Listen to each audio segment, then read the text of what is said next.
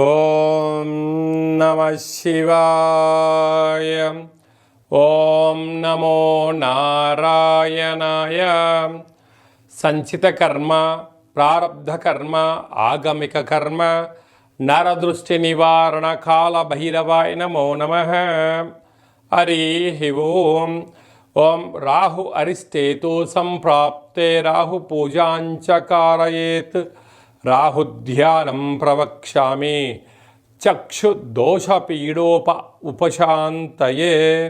ఓం కాత్యాయనాయ విద్మహే కన్యకుమారి ధీమహి తన్నో దుర్గి ప్రచోదయాత్. హరి ఓం.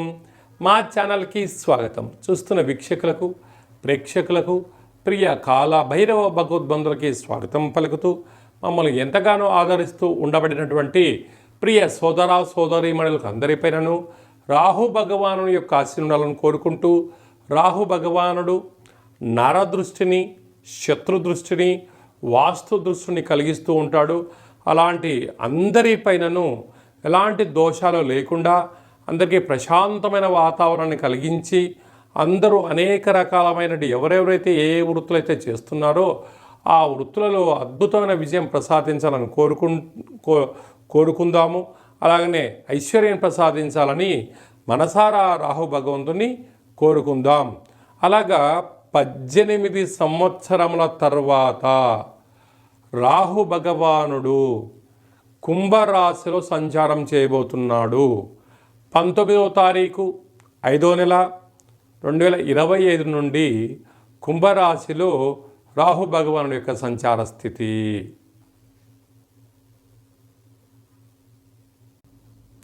వృషభ రాశి వారికి 18 సంవత్సరాల తర్వాత రాహు భగవానుడు కుంభరాశిలో రాజ్యస్థానంలో వృత్తి, ఉద్యోగ, వ్యాపార, రాజకీయ, సేవారంగ, మార్కెటింగ్ రంగంలో స్వామివారు సంచారం చేయడం వలన స్వల్ప కొద్దిపాటి ఆటంకాలు ఉంటాయి. వాటిని మనోధైర్యం చేత అధిగమించే మానవ ప్రయత్నం చేయాలి.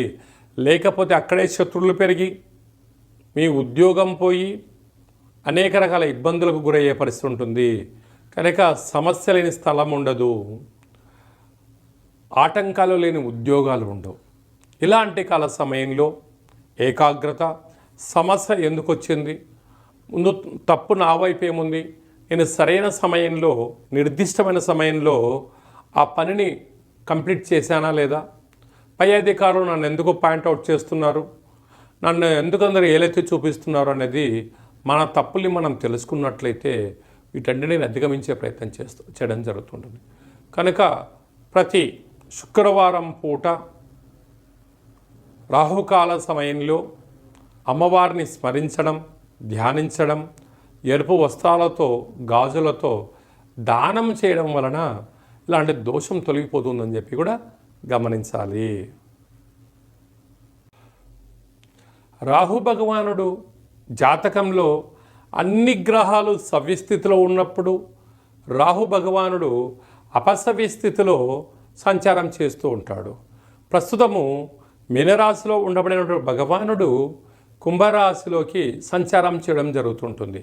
అలాగే రాహు భగవానుడు యోగించగలగాలి అన్నట్లయితే ప్రతిరోజు రాహుకాల సమయంలో దుర్గామాత దేవాలయంలో దీపాన్ని వెలిగింపచేయడం, రావి చెట్టు చుట్టూ ప్రదక్షిణ చేయడం, దుర్గామాత అమ్మవారికి ఎరుపు రంగు వస్త్రాలు సమర్పించడం, ఎరుపు రంగు పూలను ఏర్పాటు చేయడం, కుంకుమతో కుంకుమార్చన చేయడం వలన రాహు భగవానుడి యొక్క తీక్షణ తగ్గి మనం అనుకుంటున్న అన్ని పనులు విజయం సాధించడం జరుగుతుంది.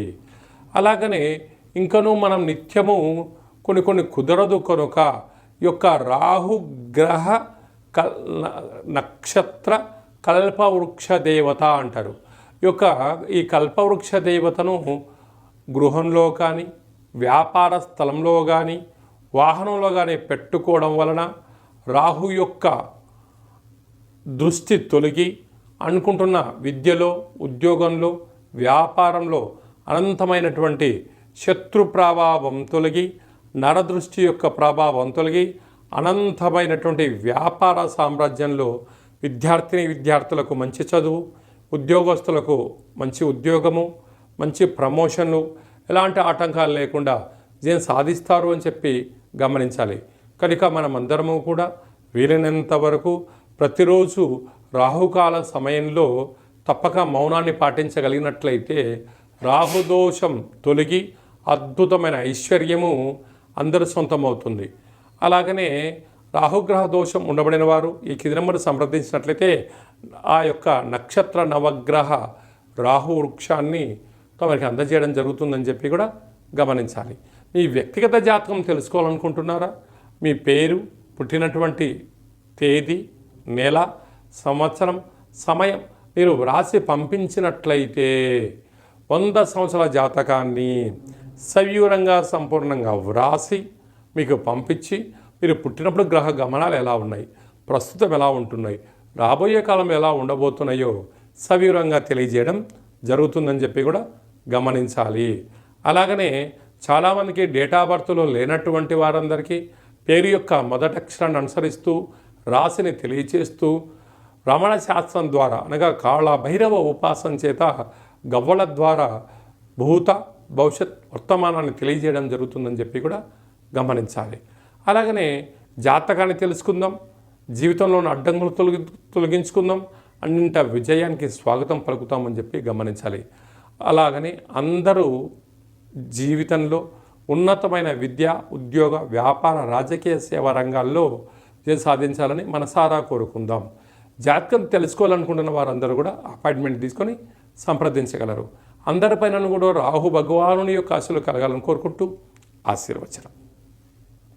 శతమానం భవతి శతాయు పురుష సతేంద్రియ ఆయుష్యేవేంద్రియే ప్రతిష్టతి. ధనం ధాన్యం బహుపుత్రలాభం శత సంవత్సరం దీర్ఘమాయు. సర్వే జనా సుఖినో భవంతు, లోకా సమస్తా సుఖినో భవంతు. సర్వం రాహుగ్రహ దేవతార్పణమస్తు. సకల జన నరదృష్టి, వాస్తు దృష్టి, శత్రు దృష్టి నివారణ, దోష ప్రసాద సిద్ధిరస్తు. ఈ వీడియో మీకు నచ్చినట్టయితే లైక్ చేయండి, సబ్స్క్రైబ్ చేసుకోండి. అందరికన్నా మీరు ముందుగా మన ఛానల్ చూడగలిగాలన్నట్లయితే గంట సింబల్ కూడా ప్రెస్ చేయండి.